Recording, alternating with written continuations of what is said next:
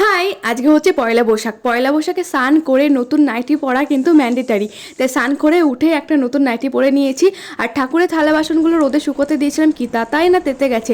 এই জামাটা নিয়েছি গোপুর পয়লা বৈশাখের জন্য। এখানে আমি গোপুকে আমার মহাদেবকে স্নান করিয়ে পুজো দিয়ে নিয়েছি। আর এই যে আমার এক কঠিন কালকে শঙ্খ বাজানো, যেহেতু মায়ের অপারেশন হয়েছে, মা এখন বেশ কয়েক মাস শঙ্খ বাজাতে পারবে না। তাই আমি চেষ্টা করি, কিন্তু এখনও অবধি আমি শঙ্খ বাজাতে শিখতেই পারলাম না। যাই হোক, মা আজকে রান্না করেছিল পনিরের তরকারি, কারণ সেদিনকে অশোক ষষ্ঠী ছিল, তাই আমাদের বাড়িতে নিরামিষ হয়েছিল। আর এই দেখো সং বেরিয়েছে, অন্যবার সং হাঁটতে হাঁটতে যাই, এবার আজকাল কিন্তু সং গাড়ি করে যাচ্ছে। বাবা এখানে ডাবের জল করে রেখেছিল, সেটাই খেলাম। স্নান করে উঠে যতই নতুন নাইটি পরি না কেন, বিকেলবেলায় নতুন জামা পরে কিন্তু বান্ধবীদের সাথে ঘুরতে বেরিয়েছিলাম।